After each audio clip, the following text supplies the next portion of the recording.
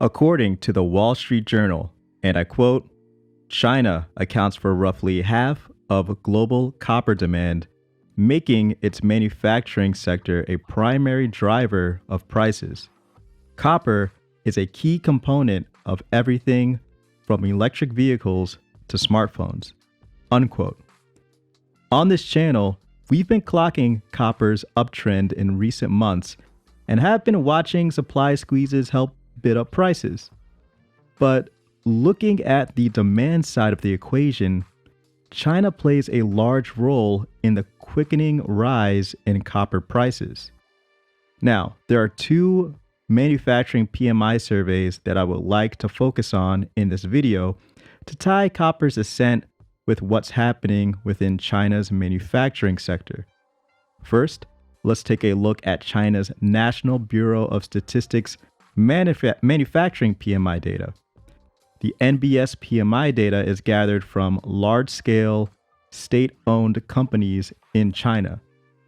Since April 2020, we've been on a slow rise, landing at the highest number that we've seen from this PMI data in November. We landed at 52.1. Now, some of you may be a bit suspicious about the government data coming out of China from state-owned companies. So let's take a look at the Caixin manufacturing PMI for China. Now, this data is derived from 430 private industrial companies in China. So this is a bit separate from China's government grasp, but let's take a look at the private sector. Now, it turns out that these guys have been breaking near-term records in performance. Here's some information provided by Market Economics, and I quote, the Caixin China General Manufacturing PMI rose to 54.9 in November 2020 from 53.6 in October, and beating market estimates of 53.5.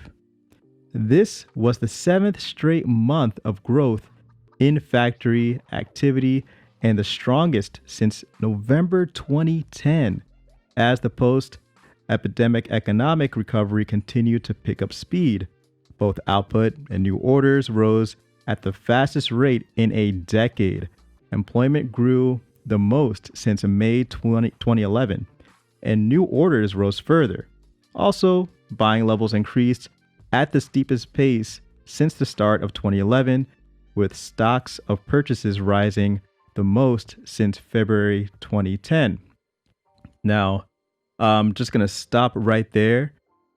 The NBS numbers were a bit muted, but overall, they were positive in November for China's state-owned companies.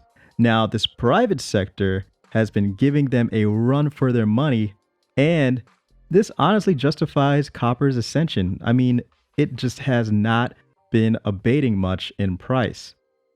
Now remember, the Wall Street Journal even said that China's manufacturing sector plays a large role in copper's pricing. So if we continue to get these numbers out of China, I'd expect copper prices to remain elevated. But guys, let me know what you think about China's manufacturing sector. Can we trust the numbers? Let me know in the comment section below. Thanks again for watching. Please hit that like button. Please subscribe if you're new. It's Black Bullion for goldandsilvertoday.com.